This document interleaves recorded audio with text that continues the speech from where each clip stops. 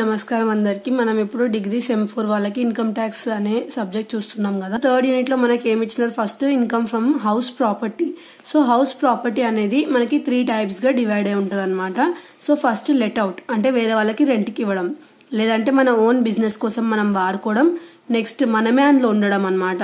So ఈ 3 types గా ఉంటది అనమాట ఇది. సో లెట్ అవుట్ కి ఇస్తే when rent control act does not apply, when rent control act applied. Next self occupied అంటే ఏంటిదంటే మనమే ఉండడం అనమాట. సో ఫర్ రెసిడెన్షియల్ పర్పస్ లేదా మనమే బిజినెస్ కోసం వాడుకోవడం. ఇది మనకి ఏంటిది హౌస్ ప్రాపర్టీ అనేది అనమాట. సో హౌస్ ప్రాపర్టీలో మనకి తెలియాల్సిన మెయిన్ ఏంటివంటే municipal rental value, actual rental value, fair rental వాల్యూని మనకి క్వశ్చన్లు ఇచ్చేటప్పుడు సిమిలర్ బిల్డింగ్ అనేది ఇస్తారు. So fair rental value, standard rental value.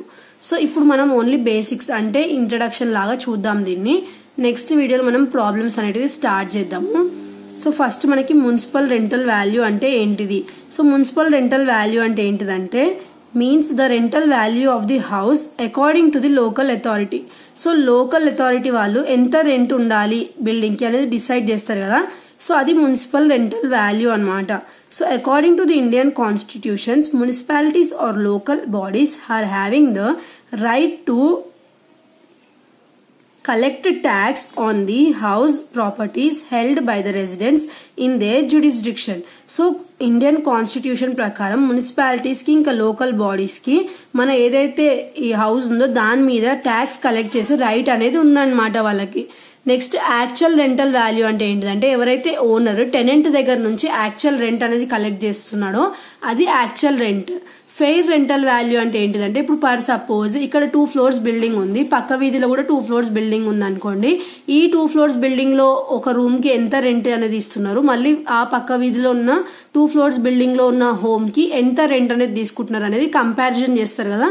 So దాన్ని ఏమంటారు ఫెయిర్ రెంటల్ వాల్యూ. అంటే ప్రైస్ అనేది ఫెయిర్ గానే ఉందా అనేది చూడడం.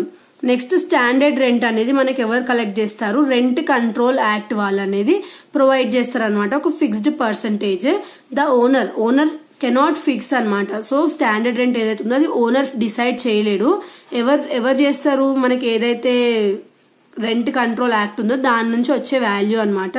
Owner cannot ask the tenant to vacate according to his personal will or wish he has to obtain prior permission from rent controller. ఒకవేళ ఆ రూమ్ ఏదైతే హౌస్ ప్రాపర్టీ ఉందో అది ఒకవేళ రెంట్ కంట్రోలర్ యాక్ట్ కింద ఉంటే మాత్రం ఎవరైతే ఓనర్ ఉందో అతను టెనెంట్ ని ఎప్పుడు పడితే అప్పుడు వెళ్ళిపో అనే అవకాశం ఉండదంట. ఎందుకంటే రెంట్ కంట్రోల్ యాక్ట్ దగ్గరికి వెళ్ళి అతనికి ఆ టెనెంట్ తో ఏ ప్రాబ్లం ఉంది అని పర్మిషన్ తీసుకొని అప్పుడు మాత్రం ఆ ఏదైతే డాక్యుమెంట్ ఉందో అది తీసుకొని వచ్చి ఆ టెనెంట్ కి ఇస్తే మాత్రం అప్పుడే ఆ టెనెంట్ అక్కడ నుంచి వెకేట్ చేయొచ్చు. లేదు ఇతను ఇష్ట ప్రకారం వెళ్ళి నువ్వు వెకేట్ చేయి ఖాళీ చేయి అని చెప్తే ఈ స్టాండర్డ్ రెంట్ అనే ఉన్న హౌస్ ప్రాపర్టీస్ కి అలా నడవదన్నమాట. సో ఇది మనకి ఏంటిది ఏదైతే మనకి హౌస్ ప్రాపర్టీ ఉందో అందులో ఉండే 4 ఇవి చాలా చాలా ఇంపార్టెంట్. ప్రాబ్లమ్స్ లో అన్నిట్లో 4 ఉంటాయి.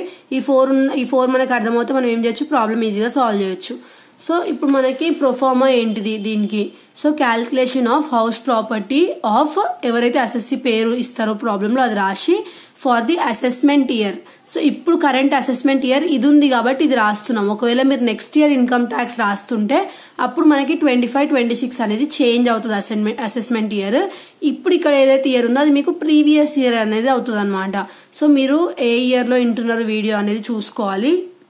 సో చూసుకొని మీరు దాన్ని బట్టి రాసుకోవాలన్నమాట. Income tax every year same ఉండవు, ఇయర్స్ చేంజ్ అవుతా ఉంటాయి. సో ఇది మనకి ఫస్ట్ ఏంటిది గ్రాస్ యాన్యువల్ వాల్యూ, అందులో నుంచి మున్సిపల్ ట్యాక్సెస్ ని మైనస్ చేస్తాం, నెట్ యాన్యువల్ వాల్యూ అనేది వస్తుంది. అప్పుడు తర్వాత అందులో నుంచి డిడక్షన్స్ అనేది మైనస్ చేయాలి. స్టాండర్డ్ డిడక్షన్ ని అండర్ సెక్షన్ 24A, మళ్ళీ ఇంట్రెస్ట్ ఆన్ లోన్ ని అండర్ సెక్షన్ 24B ని మైనస్ చేస్తే అప్పుడు మనకి ఇన్కమ్ ఫ్రమ్ హౌస్ ప్రాపర్టీ అనేది వస్తుంది. సో ఇది మనకి income from house property. Next వీడియోలో మనము ఎలా సాల్వ్ చేస్తామనేది చూద్దాము. Thanks for watching.